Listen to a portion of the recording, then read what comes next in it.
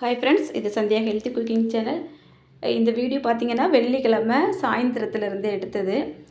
வெள்ளிக்கிழமை சாயந்தரம் வந்து நான் இந்த அடை தோசை செய்கிறதுக்காக மாவு வந்து ஊற வச்சுருந்தேன். ஊற வச்சு இதை அரைச்சிட்டு அதுக்கப்புறமா வீடியோ எதுவுமே எடுக்கலை. ஏன்னா வந்து டெய்லரிங் வேலை இருந்தது. இப்போ பார்த்தீங்கன்னா 1 கப் அளவுக்கு இட்லி அரிசி வந்து எடுத்து வச்சுருக்கேன். இந்த பாத்திரத்தில் சேர்த்துருக்கேன். அது கூட ஒரு 1/4 கப் அளவுக்கு கடலைப்பருப்பு, 1/4 கப் அளவுக்கு உளுந்து, 1/4 கப் அளவுக்கு பாசிப்பருப்பு, இன்னொரு 1/4 கப் அளவுக்கு துவரம்பருப்பு. இந்த 4 பருப்பும் அரிசி கூடால சேர்த்து நம்ம வந்து கொஞ்சமாக ஒரு அரை ஸ்பூனுக்கும் கம்மியாக வெந்தயம் சேர்த்தா போதும். இந்த அளவு தான் நான் சேர்த்துருக்கேன். உள்ளே வந்து வீடியோவில் காமிக்கிறதுக்கு முன்னாடி உள்ளே போட்டேன். அதனால் கையில் வந்து தட்டி காமிச்சிருக்கேன்.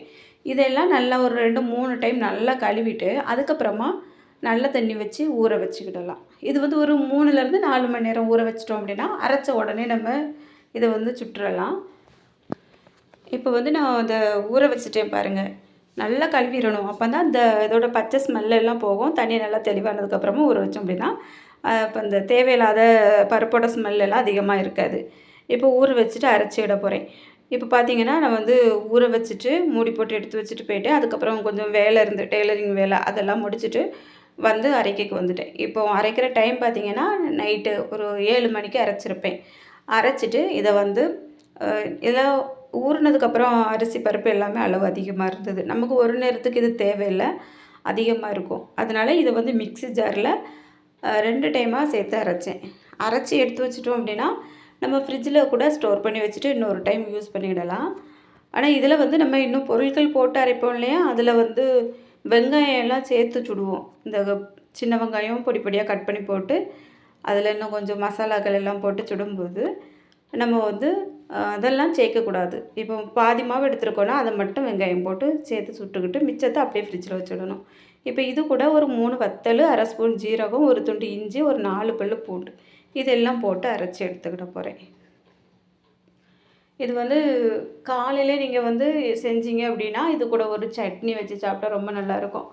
எங்கள் ஊரில் வந்து நாங்கள் எப்படி சாப்பிடுவோன்னா இந்த மாதிரி சட்னி தான் அதிகமாக வச்சு சாப்பிடுவோம். மற்ற இதெல்லாம் எப்படி இருக்கும் அப்படிங்கிறது எனக்கு சரியாக தெரியல. ஒரு சில இடங்களில் வந்து அவியல் வச்சு சாப்பிட்டா நல்லாயிருக்கும்னு சொல்லியிருக்காங்க. ஆனால் இருந்தாலும் நான் வந்து அதை ட்ரை பண்ணி பார்க்கல. முடிஞ்சால் ஒரு நாள் செஞ்சு பார்க்கணும் எப்படி இருக்கும் அப்படின்ட்டு. இப்போ ஒரு டைம் வந்து மாவை அரைச்சிட்டேன் பாருங்கள். இன்னொரு டைமும் அந்த மிச்சம் இருக்கு இல்லையா அந்த பாத்திரத்தில் அதெல்லாம் அரைச்சி இது கூட சேர்த்துக்கிடணும். சேர்த்துட்டு இதை நல்லா மிக்ஸ் பண்ணிடலாம். ஏன்னா இதை அரைச்சதில் தான் மசாலாக்கள் எல்லாமே போட்டு அரைச்சிருக்கோம். அதனால் 2யும் அரைச்சிட்டு நல்லா மிக்ஸ் பண்ணி எடுத்து வச்சிடலாம். இப்போ வந்து இந்த பருப்பு, உளுந்து இதுக்கு எல்லாமே அரிசி இந்த இதெல்லாம் சேர்த்துருக்கோம் இல்லையா, அதுக்கெல்லாம் நம்ம போட்டிருக்க மசாலாக்கள் வந்து சரியாக இருக்கும். அதனால் ஒரே மாதிரி போட்டு அரைச்சிடலாம். இல்லை ஒரே டைமுக்கு போதும், எங்கள் ஆள் கொஞ்சம் தான் இருக்கும் அப்படிங்கன்னா இதோட பாதி அளவாக நீங்கள் வந்து எடுத்துக்கிடுங்க. இப்போ நல்லா அரைச்சிட்டேன். அரைச்சது வந்து இந்த பாத்திரத்தில் மாற்றியாச்சு பாருங்கள். ஒரு பாத்திரமாவு வந்துருக்குது. இதை இப்போ நல்லா கலந்துட்டு உப்பு எதுவுமே போடாமல் பாதி மாவு வந்து எடுத்து ஃப்ரிட்ஜில் வச்சுக்கிட போகிறேன். இப்போ பார்த்திங்கன்னா இதை ரெடி பண்ணி ஒரு 10 நிமிஷத்துக்கு அப்படி வச்சுட்டு மறுபடியும் கொஞ்சம் வேலை இருந்தது. அதை பார்க்க போயிட்டேன். அதனால் என்னாச்சுன்னா நைட்டு வந்து வீடியோ எடுக்க முடியலை. ஏன்னா வீடியோ எடிட் பண்ணுற வேலை இருந்தது. டெய்லரிங் சேனலில் உள்ள வீடியோ அதை எடிட் பண்ணிகிட்டு இருக்கும்போது நம்ம வீடியோ எடுக்க முடியாது. இந்த ஒரே ஒரு மொபைல் வச்சு தான் நான் வந்து எல்லாமே பார்த்துட்ருக்கேன். அதனால் கொஞ்சம் கஷ்டமாக இருக்கும். இப்போ இதை வந்து நல்லா கலந்து பாதி மாவு எடுத்து ஃப்ரிட்ஜில் வச்சுட்டு அதுக்கப்புறம் அந்த வேலை பார்த்துட்டு வந்தேன். வந்து ஒரு 7:30க்கு மேலே நாங்கள் வந்து இந்த அடை தோசை வந்து சுட்டுட்டு சட்னி வச்சு சாப்பிட்டு நைட்டு வந்து சமாளித்தாச்சு. அதுக்கப்புறமா நார்மலாக நம்ம வேலை எப்படி நடக்குமோ அதே போல் நடந்துகிட்டு இருந்தது. பார்த்திங்கன்னா அந்த வெங்காயம் எல்லாம் போட்டு சுடும்போது எடுத்துருக்கலாம். நான் வந்து கொஞ்சம் கவனிக்கலை. இந்த வீடியோ எடுத்த ஞாபகமே இல்லாமல் நான் அதை வந்து எடுக்கிறதுக்கே சுத்தமாக மறந்துட்டேன். அதனால தான் அதை காமிக்க முடியலை. இப்போது இந்த பாதி மாவை ஃப்ரிட்ஜில் வச்சுக்கிட போகிறேன். மூடி போட்டு இந்த மாவையும் கொஞ்சம் நேரம் வச்சுட்டு அடுத்த வேலையை பார்க்க வேண்டியதான். நமக்கு வந்து ஒரே டைமில் மாற்றி மாற்றி ஒரு வேலையாக பார்க்குறதுனால ஒரு சில நேரங்களில் ஒரு சில வேலைகள் வந்து அப்படியே மறந்து போயிடுது. அதுதான் உண்மை. அந்த வீடியோ எடுக்கிறதுக்கு கூட எனக்கு சுத்தமாக மறந்த மாதிரி ஆயிட்டு. இப்போ இந்த பாதி மாவில் கொஞ்சம் பெருங்காயத்தூள், மஞ்சள் தூள், உப்பு எல்லாம் போட்டு நல்லா கலந்துட்டேன். இது கூட வந்து ஒரு சின்ன பல்லாரி தான் நான் இன்றைக்கி வந்து கட் பண்ணி சேர்த்துருந்தேன். சின்ன வெங்காயம் வந்து வீட்டில் முடிஞ்சிட்டு அது கட் பண்ணுறதுக்கும் டைம் நிறைய ஆகும் இல்லையா, அதனால் வந்து அவசரத்துக்கு பல்லாரி மட்டும் கட் பண்ணிடலாம் அப்படின்ட்டு கட் பண்ணி சேர்த்து தேங்காய் வந்து குட்டி குட்டியாக கட் பண்ணி போட்டால் ரொம்ப நல்லாயிருக்கும். அப்படி இல்லைன்னா துருவி போட்டுருங்க, அதுவும் ரொம்ப நல்லாயிருக்கும். நான் வந்து துருவி போட்டு தான் சுட்டிருந்தேன்.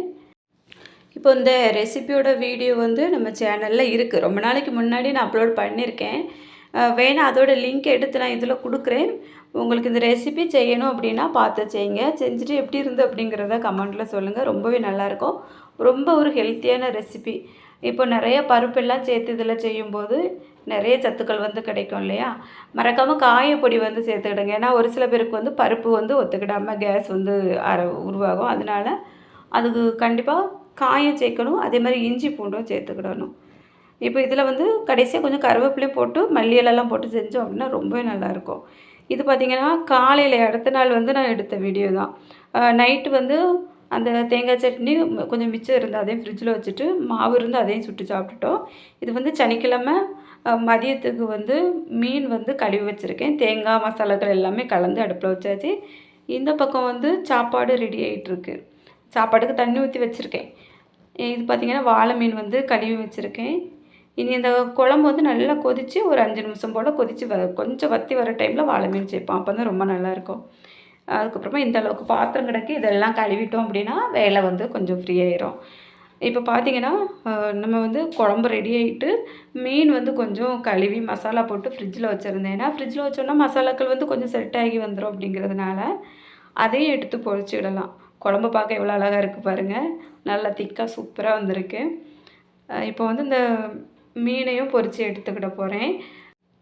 இந்த மீன் வந்து தோசை சட்டியில் தான் நான் வந்து பொரிப்பேன். அதுதான் எனக்கு கொஞ்சம் நல்லாயிருக்கும். நிறைய எண்ணெய் ஊற்றி இந்த குழி சட்டிலலாம் பொரிக்கிறதுக்கு எனக்கு என்னவோ பிடிக்காது. அதனால் இதில் வந்து நான் இப்போ எண்ணெய் ஊற்றிருக்கேன் பாருங்க. இந்த எண்ணெயிலேயே ஓரளவுக்கு அவ்வளோ மீனையுமே நான் வந்து கொஞ்சம் தீ வந்து மீடியம் ஃப்ளேமில் வச்சு மூடி வச்சு வச்சு பொரித்து எடுத்துருவேன். எண்ணெயும் நிறைய வீணாக்க மாட்டேன். எனக்கு இந்த இதுதான் பிடிக்கும். ஏன்னா எதுவுமே வேஸ்ட் ஆகுறது ரொம்ப கொஞ்சம் மனசு கஷ்டமாக இருக்கும். அதனால் இந்த மாதிரி வச்சு பொரித்து எடுத்து விடுவேன். ஒரு டைமில் எவ்வளோ போட்டிருக்கேன் பாருங்கள். இன்னொரு டைம் வந்து போட்டேன் அப்படின்னா முடிஞ்சு போச்சு. அடியில் வந்து கொஞ்சம் கருவேப்பிலை சேர்த்துருக்கேன். அதுக்கு மேலே தான் இந்த மீன் வச்சுருக்கேன். அப்போ அந்த மீனோட ஸ்மெல் வந்து வீட்டுக்குள்ளே ரொம்ப ஒரு மாதிரி தெரியாது. அதனால் கொஞ்சம் கருவேப்பிலை சேர்த்துட்டு பொரிக்கலாம். இந்த மாதிரி மூடி போட்டுட்டோம் அப்படின்னா சுற்றி இருக்க இடங்களில் வந்து அந்த எண்ணெய் வந்து தெறிக்காது.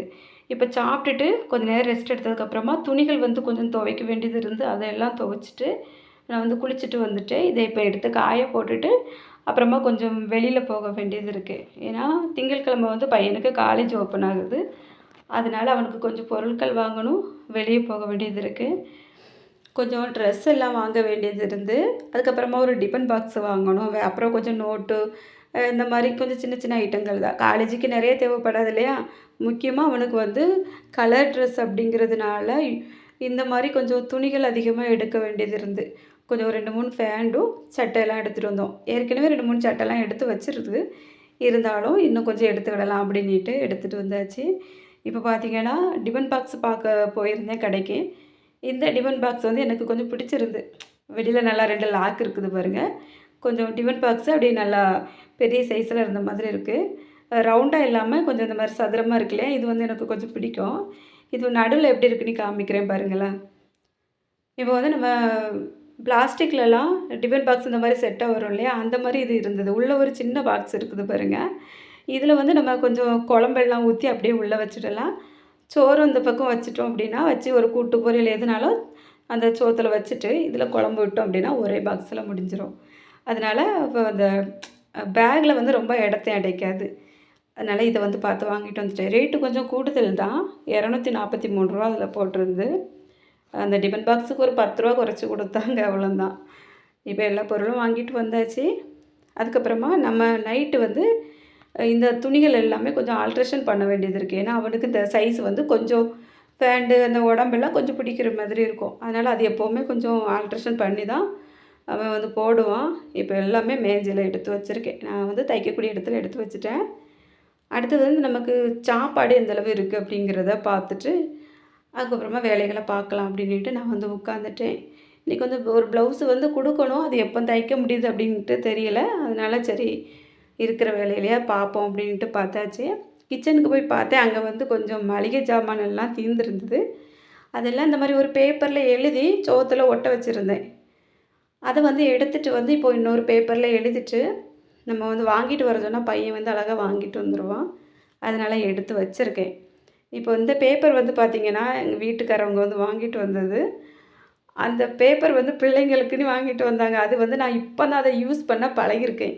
இது எந்த மாரி யூஸ் ஆகுங்கிறதே எனக்கு இதுவரைக்கும் தெரியவே இல்ல.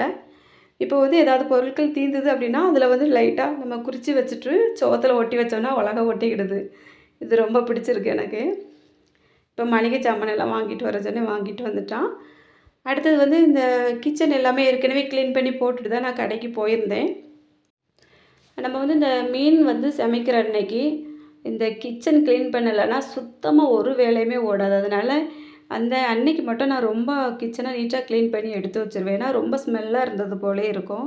இப்போ பார்த்தீங்கன்னா, நைட்டுக்கு சாப்பாடு 3 பேருக்கு காணும் அப்படிங்கிற அளவுல இருக்குது. குழம்பு, மீன் வந்து கொஞ்சம் அதிகமாவே இருக்குது. இதையெல்லாம் வச்சு நைட்டு சாப்பிட்டுட்டு, அதுக்கப்புறமா வந்து வேலைய பார்க்கலாம். ஏன்னா மீன் குழம்பெல்லாம் இருக்கும்போது கொஞ்சம் நேரமே சாப்பிட்றணும் அப்படின்னு சொல்லிட்டு, நான் ஒரு 7:30க்கெல்லாம் சாப்பிட ஆரம்பிச்சேன். சாப்பிட்டுட்டு அதுக்கப்புறமா என்ன பண்ணுறது, அவனுக்கு பேண்ட் வந்து எல்லாமே ஆல்ட்ரேஷன் பண்ணணும்னு சொன்னேன் இல்லையா? அது வந்து கொஞ்சம் கட் பண்ணி மடித்து தைக்கிற மாரி, அதனால் மிஷினில் போய் நான் உட்காந்தாச்சு. இது பார்த்தீங்கன்னா, இந்த மிஷின்லேயே தைக்க மாட்டேங்குது. அவ்வளோ கஷ்டமா இருக்குது. அ என்ன செய்ய வெளியில குடுத்தாலும், அவனுக்கு இந்த அளவுக்கு ஃபிட்டிங்கா வந்து இப்ப யாருமே தச்சு குடுக்க மாட்டேங்காங்க. முன்னாடிலாம் ஒரு ஜென்ஸு டெய்லர் ஒருத்தர் இருந்தாங்க. ஒரு சின்ன வயசு பையன் தான். அவனு வந்து திடீர்னு அட்டாக்ல வந்து இறந்துட்டான். ஃபுல்லா இப்போ இந்த மாரி ட்ரெஸ் எடுத்தாலே என்கிட்ட வந்து தரமாட்டான். "நீங்க தைக்க மாட்டீங்கம்மா, நான் கொண்டு குடுத்துடுறேன்" அப்படின்னு சொல்லிட்டு, அந்த பையன்ட்ட தான் கொண்டு குடுத்து தச்சு வாங்கிட்டு வருவான். அவன் வந்து இறந்து போயிட்டான். நான் இந்த மாரி இவனுக்கு ஆல்ட்ரேஷன் பண்ணும்போதெல்லாம் நெனச்சு பார்ப்பேன். சரி நல்ல பையன் இப்படி திடீர்னு ஒரு இதாயிட்டு அப்படின்ட்டு. இப்போ பார்த்தீங்கன்னா, அதெல்லாம் தச்சு முடிச்சுட்டு நான் வந்து கிச்சனுக்கு வந்திருக்கேன். நைட் இருந்த பாத்திரத்தையும் க்ளீன் பண்ணி போட்டாச்சு.